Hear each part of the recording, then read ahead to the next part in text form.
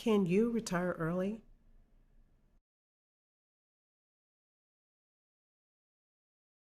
Hello and welcome. I am Trinice West, and this is my husband, Kevin.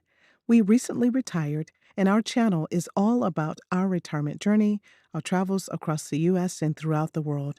Join us on our adventures.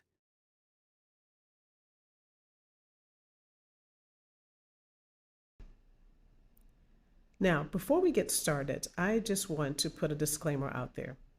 We are not financial planners or advisors, so please do your due diligence and make sure you assemble a team of financial planners, advisors, tax accountants, whoever you need to put together a plan that will help you get through your golden years.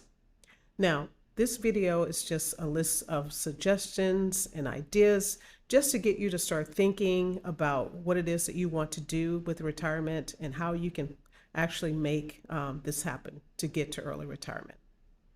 So, first of all, the biggest thing that you can do is to stop spending and start saving. So if you're having problems and you're like, I don't know how I could possibly retire, that's the first step that you need to do. Because in many cases, I've talked to people, and even, we're guilty of it, where we spend too much money. And when you sit down and think about it, you have to ask yourself, do I really need this item? And especially since we're on the other side, we had to get rid of so much stuff. Really start to think about that. Should be number one, to stop spending, start saving, and investing.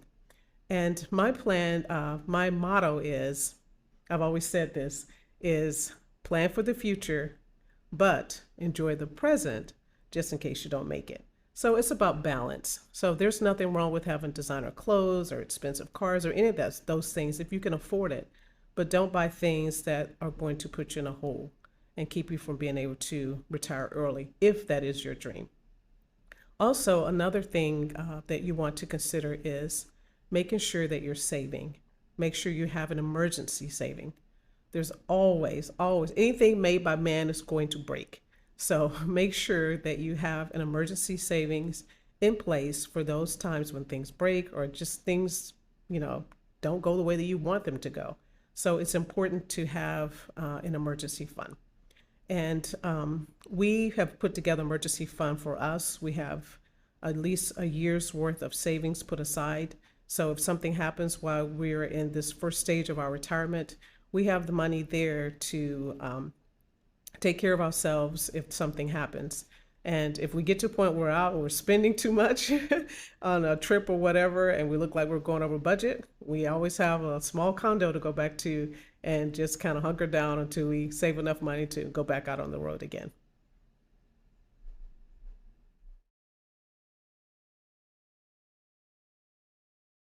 Yeah, as Trinice mentioned, the biggest thing is get out of debt. That is probably the number one thing you've got to do. How many people do you owe money to? Reduce that, reduce the amount of money in debt that you owe. First, start with credit cards, and then make sure that you can extend anything necessary, like cars, clothes, reduce the amount of time that you eat out. Restaurants are more costly. If you do go restaurants, try to avoid alcohol because that's the money maker for restaurants. But number one thing is consider getting out of debt. For most people, it is credit cards. Get rid of those credit cards. If you use your credit cards, pay them off within that month or that cycle so that the banker is not making more interest on you. Next, I would say consider downsizing your life. Once you get to the point where if you're single, do you really need a huge place to live? Do you need something that is expensive, a lot of upkeep? Think about it if you are a new empty nester.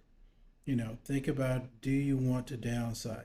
Find something smaller or move into a market that is a lot cheaper to live in. Just some thoughts that will help you get started in your retirement planning.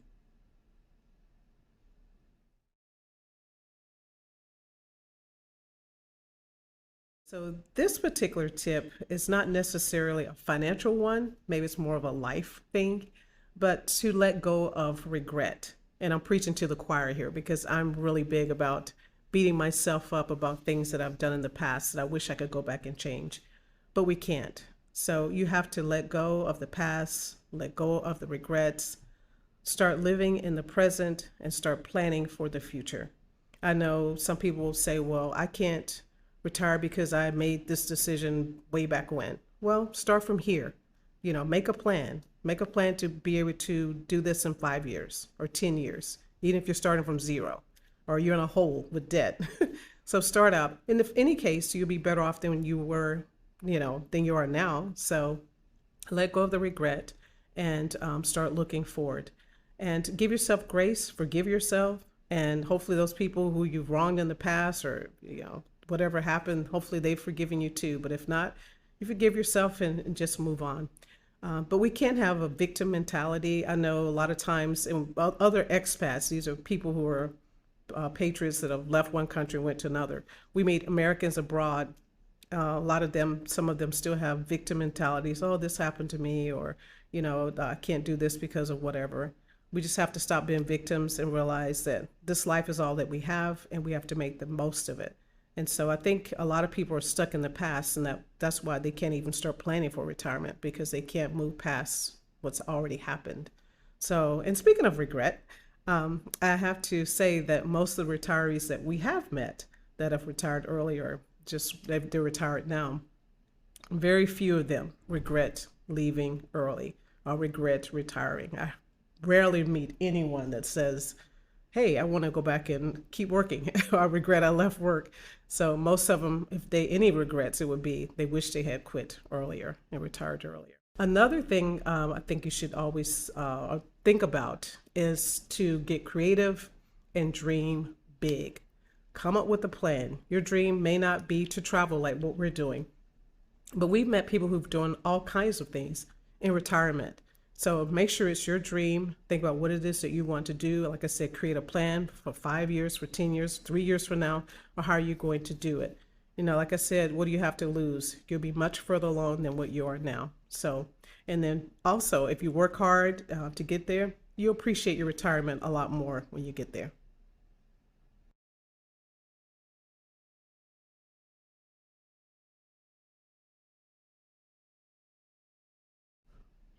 One of the biggest things that people have trouble with is fear. Fear will keep you from living your dreams, enjoying your life, making changes. We're normally comfortable and we don't want change. That's the reason a lot of people die and work up to the day of their death. You gotta let go of that fear. Go out, do your thing, chance it, be smart about it, but at the same time, don't let the fear of the future keep you from living and going for something that you know that you really want to take an opportunity for. If you want to move to a new country, go test it out. See if it is a place that you like to live. If you just want to travel, go travel. Live your dream. Go do the things that you want to do, but do it in a smart, economical way where you don't basically sabotage your retirement. Look for ways to do things cheaper, but at the same time, look for creative ways to do that. And speaking of creative ways, maybe you don't have a Social Security or a pension or 401k. Maybe you don't have some of those things that you wish you would have done, a long time ago. Think of things that you can do now as side hustles. Whether that's working for Uber or one of the other companies that does delivery on demand. Think of ways where you can earn some extra money, where you can pay down your debt, and then start planning to move forward from there. Whether it's part-time or full-time, whatever the case may be, look for ways that you can earn some extra money in your side hustle so that you can start living for your retirement.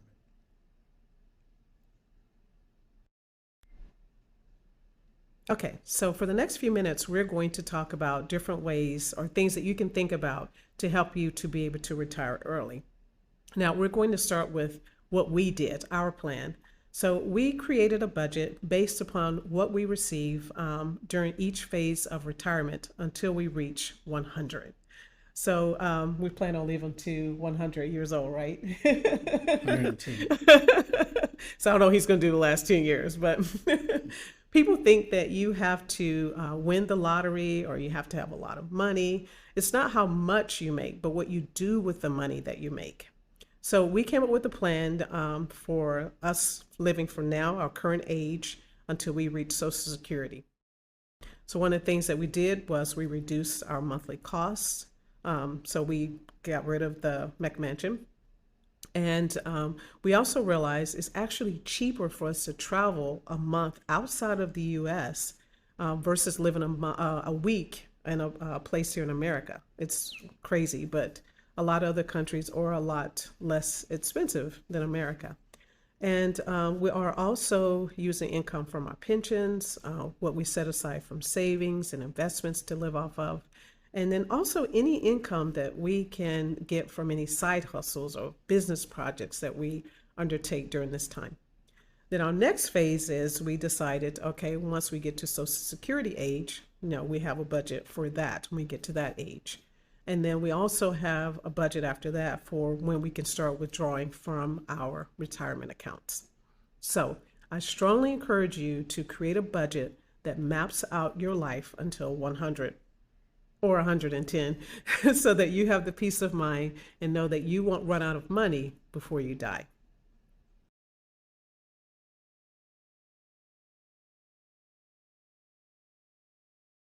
Start by downsizing. If you are able to downsize, downsize. If you have a bigger home and you can move to a smaller home and the market's right, sell, find something smaller. Of course, interest rates and the market and all that stuff is going to have a play in that. But first of all, think about where you're at and see if you're able to downsize to something less expensive, move to an area that you can live in, that you would enjoy, but is less expensive than where you're at. If that's not an option, you want to stay where you're at, look to make sure you can find some type of housing in an area where you can then save money.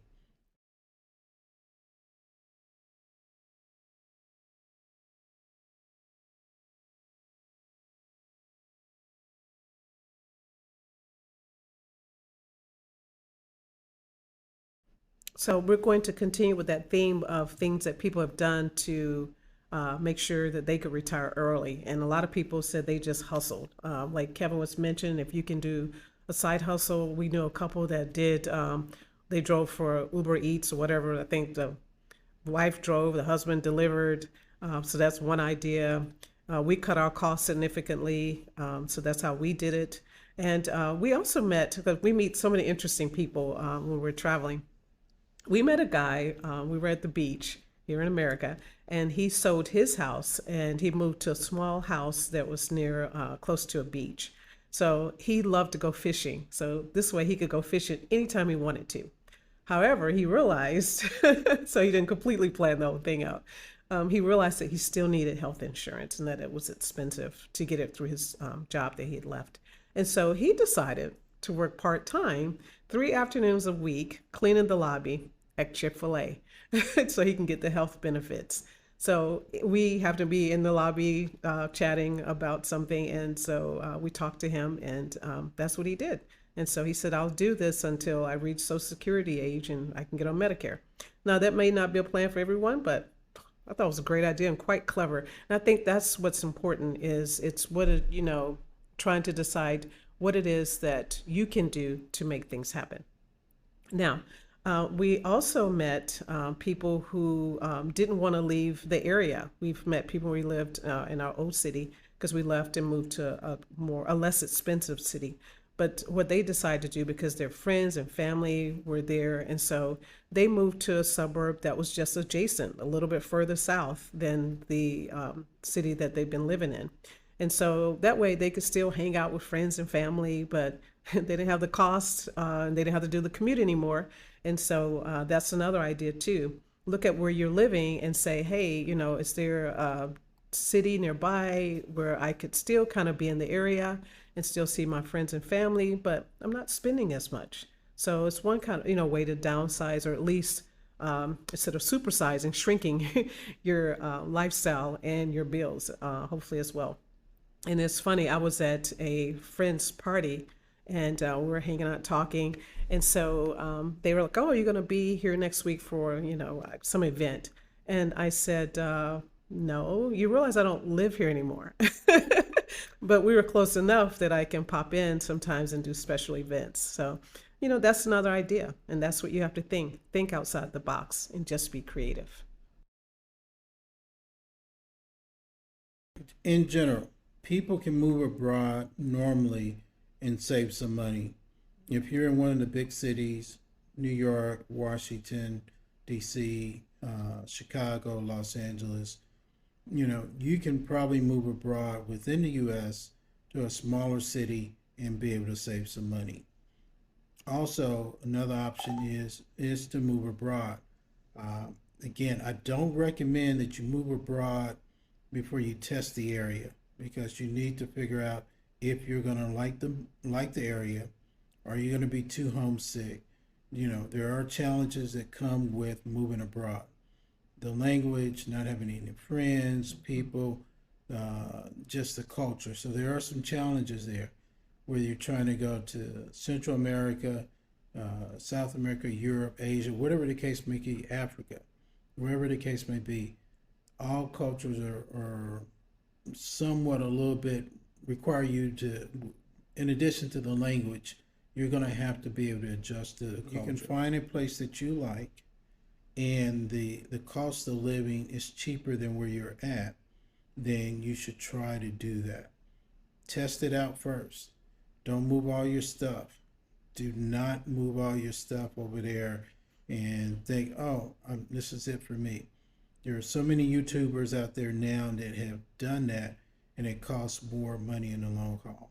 If you can, put your stuff in storage or sell it, and then go very minimal, and then go test the area out and see if it's something that you really would like. And some people do this, and they're just like, "Hey, I'm gonna stay in this area if you find it and it's cheaper," till they hit Social Security. And then they may decide, "Hey, I want to come back," or back to the U.S. Or maybe they decide, "No, I don't want to come back." So you got a couple of different options out there. Think through it, though. That's the key. Think through it, test it without spending a lot of money. Be wise in your strategy. Listen, do your research. Find out what the area is like. Go live there for a couple of months. See if it's something that you're going to even really like.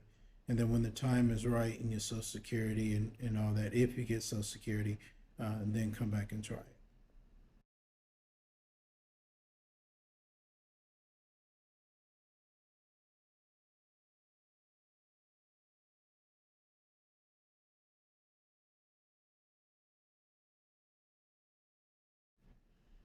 Okay, another idea that you can try is just being a part-time expat. You don't have to completely leave the country for the whole year, for the next couple of years. You may decide just to be a part-time expat. And we've seen people like that also on the road when we've been traveling. So these people basically take several months out of the year and they live outside of America in an inexpensive area. And then they come back to America to work. They make a big wad of cash and then they go back out again. Or some people come in and out of the country. So there are a couple different ways that you can do that. But I know people do like special projects. They'll come back, and it's even for their old job. It's consulting or doing a project. If you're a traveling nurse or any of that stuff, they'll come back for a couple of months and work.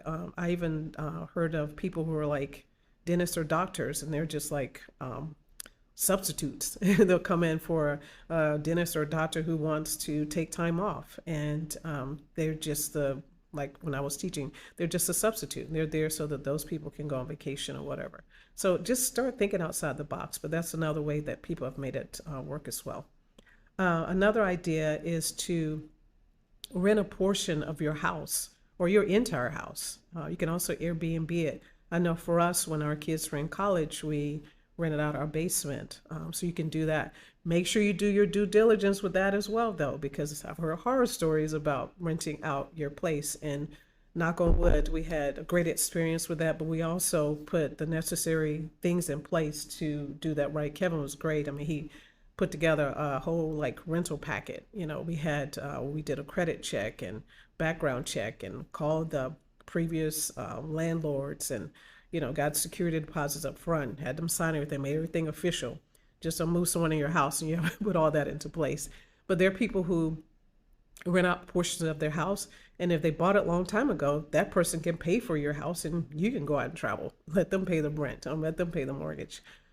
Also, you can do a sabbatical. Just say, hey, I'm gonna take a year and do this for 6 months to a year, see if you can get the time off from your job. And like Kevin said, test drive it, see if you're gonna like it, because you may get out there for 2 months and say, I hate this, or I miss my family, or whatever, because it's not for everyone. And there are some adjustments, there are some challenges, and it's not like you ride off into the sunset and this great life. Some days I'm like, and he knows I hate travel days, so it's not perfect, but it gives you a chance to test it and also see if you like it. But those are suggestions that you can do. There are people with Airbnb, their places. We met expats who they rent out their place and then they go travel and then they come back and check their place out, make sure everything's okay, stay there for a couple months. They're using it as a base, like we used the place that we just purchased, our condo, and they have it as a base and then they go back out again. So, and then some people do it full time, sell everything, and then they take the money they were spending on mortgage or rent or whatever every month, and that's what they live off of and that's what they travel off of. So those are all ideas that you can do. But the big thing is to get creative. There's so many ways to retire or semi-retire early. I consider myself semi-retired because I do enjoy working. I'm so type A, and I enjoy staying busy, and I have several side hustles that I'm doing. This YouTube channel is one of them, so please support and subscribe. But it's important, I think, to create the life that you want to live and to have the freedom. I have the freedom to set my schedule. I can work if I want to. If I don't want to work, I don't have to. Or if I want to do something, stay out of Kevin's hair, I can do that as well. So I think it's important to create a life that you're interested in living, and just dream big. And you can make this happen. You can do it. And we wish you the best of luck with that. And do your research, get on YouTube, read books. All the information's out there. So many people have done it. And like I said, worst case scenario, go back to work if you don't like it or you feel like you're nervous about it. But put a year's worth of savings at least, or 2 years worth of savings, whatever it is, to make you feel comfortable enough to take this leap. I don't think you're going to regret it. So thanks so much for tuning in, and we hope you will subscribe to the channel and support our channel. And we look forward to seeing you in the next video. Take care, everyone.